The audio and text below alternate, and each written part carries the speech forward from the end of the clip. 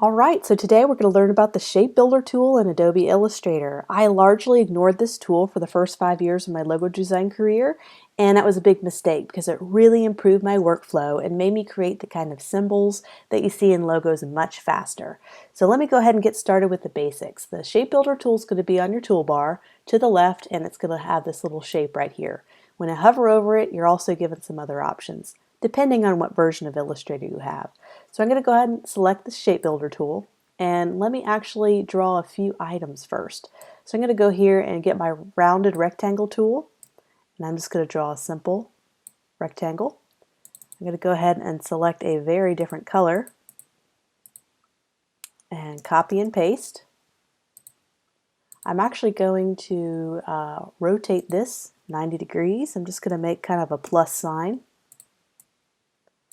I'm going to select both of these elements. I am just going up to my center, doing all my center align so that all the spaces are perfect. It's perfect plus sign. So I'm going to make this a different color so you can kind of see the contrast when I start using the Shape Builder tool. So these are two totally independent shapes. I can actually use the Shape Builder tool to combine to make one solid shape. So I'm going to go ahead and just drag and select both of these layers, or both of these elements. I'm going to go to the Shape Builder tool, which is right here, and I'm just going to simply draw over these. I'm just holding the mouse, clicking it down. I'm able to select all of these. I could just select them all and make one solid element. So now I have a perfect plus sign. So I'm going to go back in time a little bit and select it a little bit differently. I'm going to go ahead and select it all. I'm going to select my Shape Builder tool. I can actually go like this, and I'm not going to do the middle section. So I'm just going to leave that alone. And I actually have all these different shapes created now. So I'm just going to use my arrow tool. I'm going to shift it up a little bit to create a little cool spacing. And so you can also subtract elements as well. So let me go back to where it was a solid state. Or let me go my Shape Builder tool again and go ahead and select all of them, make one solid shape. I can actually cut things as well. I can actually subtract shapes. So let's create a different color. Let's do red. And I'm going to I'm actually going to cut a circle into this edge here. I'm just copying and pasting.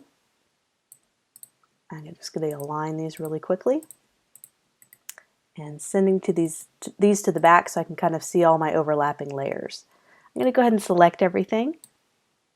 Go to my Shape Builder tool again, and I can add all these to make one really weird shape, or I can actually subtract elements. So to subtract, you're going to hold down the Option key, and you'll notice the plus sign by my arrow icon changes to a subtraction sign. So I can actually hover over and figure out what I actually want to subtract from my shape. So I want to kind of round this out a little bit. So I'm going to subtract this red shape, and then I'm going to subtract the rounded part that circle created when it overlapped. Just like that.